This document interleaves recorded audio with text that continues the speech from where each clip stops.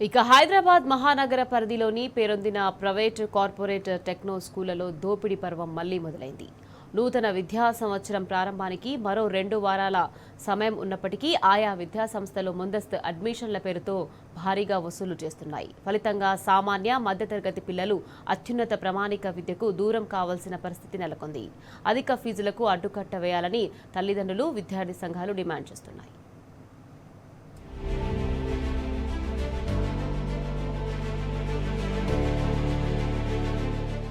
హైదరాబాద్లో ప్రైవేట్ స్కూళ్ల దోపిడీ షురూ అయింది. గ్రేటర్లోని హైదరాబాద్, మేడ్చల్, రంగారెడ్డి జిల్లాల్లో 45 వరకు ఇంటర్నేషనల్ స్కూళ్లు ఉండగా 650 కార్పొరేట్, 860 టెక్నోగా నడుస్తున్నాయి. మిగతావి బడ్జెట్ బడులుగా కొనసాగుతున్నాయి. కాగా ఆయా జిల్లాల్లోని కార్పొరేట్, టెక్నో పాఠశాలలు 3 ఏళ్ల నుంచి ధనార్జనే ధ్యేయంగా ముందుకు సాగుతున్నాయి. ప్రభుత్వ నిబంధనలను తుంగలో తొక్కి ఫీజుల్ని ఇష్టారాజ్యంగా పెంచుతూ విద్యార్థుల తల్లిదండ్రుల జేబుల్ని ఖాళీ చేస్తున్నాయి. అడ్మిషన్లు మొదలుకొని నెలవారీ ఫీజుల వరకు అన్నింటిలో 25 నుంచి 30% అదనంగా వసూలు చేస్తున్న పరిస్థితి కనిపిస్తోంది.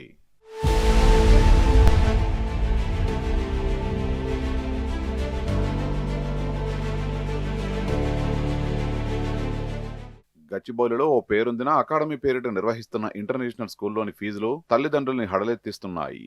నర్సరీ అడ్మిషన్కు 1.20 లక్షలు, ఏడాది ఫీజు 1.60 లక్షలు వసూలు చేస్తున్నారు.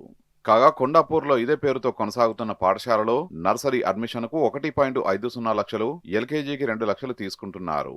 ఆయా క్లాసులకు వార్షిక ఫీజు 2.10 లక్షల నుంచి 2.30 లక్షల వరకు డిమాండ్ చేస్తున్నారు. ఇదిలా ఉండగా మాదాపూర్లో ప్రఖ్యాతిగాంచిన మరో పాఠశాలలోని సివో క్యాంపస్ ఫీజులు సైతం బెంబేలెత్తిస్తున్నాయి. 8వ తరగతిలో డే స్కాలర్ స్టేట్ సిలబస్ కు ఏకంగా 1.70 లక్షలు వసూలు చేస్తున్నారు. కాగా ఇందులో రెసిడెన్షియల్ కు 2.20 లక్షల వరకు తీసుకుంటున్నట్టు తల్లిదండ్రులు చెబుతున్నారు.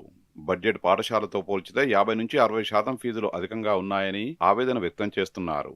సీఎం రేవంత్ రెడ్డి విద్యాశాఖను అంటిపెట్టుకుని పూర్తిగా నిర్లక్ష్యం చేస్తున్నారని విద్యార్థి సంఘాలు మండిపడుతున్నాయి.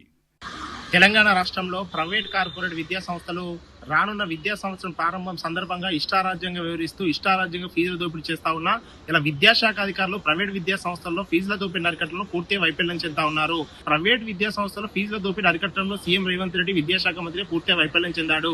రేవంత్ రెడ్డి గారు వెంటనే తెలంగాణ రాష్ట్రంలో ఉన్నటువంటి ప్రైవేట్ విద్యా సంస్థల ఫీజుల నియంత్రణకే కఠిన చట్టాలు అమలు చేసి ఇలా విద్యాశాఖ నిబంధనలు పట్టించుకోకుండా ఇష్టానుసారంగా వివరిస్తున్నటువంటి ప్రైవేట్ కార్పొరేట్ విద్యా సంస్థలు సీజ్ చేసే విధంగా అనుమతి లేని కళాశాల పాఠశాలలు నడుపుతున్న వారిపై క్రిమినల్ కేసులు అరెస్ట్ చేసి పీడీ యాక్ట్ పెట్టే విధంగా రాష్ట్రంలో ఒక కఠినమైన చట్టాలు తీసుకురావాలని ఏఐఎస్ఎఫ్ గా డిమాండ్ చేస్తా ఉన్నాం.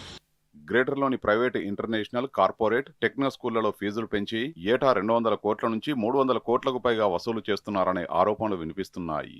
సిబిఎస్ఈ, ఐసిఎస్ఈ, ఐఐటి, నీట్ ఫౌండేషన్లు సివో క్యాంపస్ పేర్లు పెట్టుకుని విద్యార్థుల్ని, వారి తల్లిదండ్రుల్ని నిర్వాహకులు ఆకట్టుకుంటున్నారు. ఒక్కసారి అడ్మిషన్ పొందిన తర్వాత బుక్స్, యూనిఫామ్లు, ట్రాన్స్పోర్ట్ ఛార్జీలతో పాటు వివిధ రకాల ఫీజులతో పేరెంట్స్ ను ఆర్థికంగా, మానసికంగా ఇబ్బందులకు గురి చేస్తున్నారు.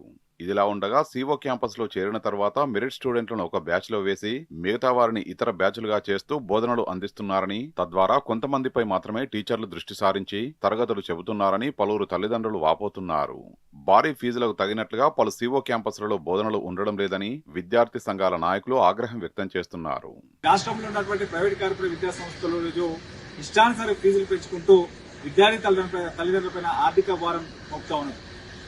ఈరోజు తెలంగాణ రాష్ట్రంలో ఈరోజు చదువుకోవాలంటే ఈరోజు తమ యొక్క సంపాదనలో 70 నుంచి 80% ఈరోజు విద్యాలయకు సంబంధించిన ఫీజులు చెల్లించే పరిస్థితి రాష్ట్రంలో నెలకొంది.